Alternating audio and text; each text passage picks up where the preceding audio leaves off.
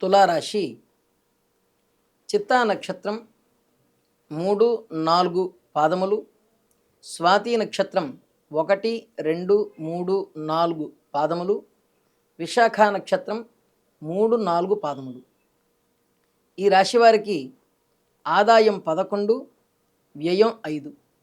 అలాగే రాజపూజ్యం, అవమానం ఎలా ఉన్నాయంటే రాజపూజ్యం 2, ప్రశంసించేవారు 2, అవమానం 2, విమర్శించేవారు కూడా 2.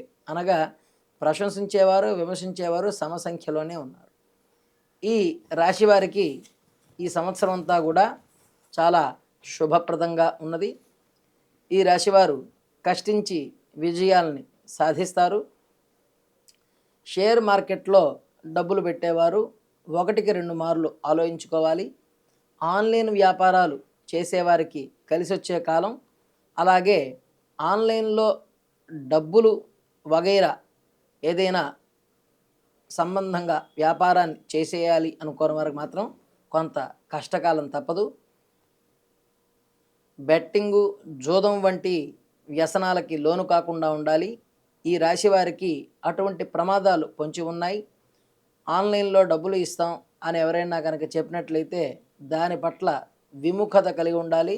సర్వత్రా జాగ్రత్త అవసరం. ఈ రాశి వారికి ఇటువంటి ప్రలోభాలకి లోనయ్యే అవకాశం ఈ సంవత్సరం కనిపిస్తున్నది. కనుక ఎటువంటి మాధ్యమాల ద్వారా కూడా ప్రలోభాలకి లొంగకుండా సరైన ప్రణాళికతో ముందుకు సాగాలి. క్రీడారంగంలో ఉన్నవారికి విశేషమైనటువంటి ప్రజాదరణ దక్కుతుంది.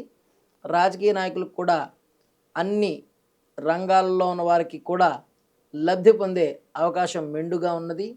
అలాగే శత్రువులు ఊహించినటువంటి విపత్కర సంఘటనల్ని మీకు ఎదురయ్యేలా చేస్తారు.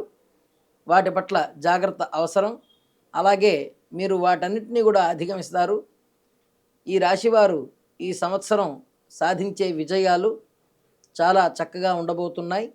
ఈ రాశివారు మనోధైర్యం అలాగే ముందుకు సాగే నైపుణ్యం చక్కగా ఉన్నది. ఈ సంవత్సరం వీరు సుబ్రహ్మణ్య స్వామిని అలాగే గురుగ్రహాన్ని పూజించినట్లయితే శుభ ఫలితాలని పొందుతారు. శుభం.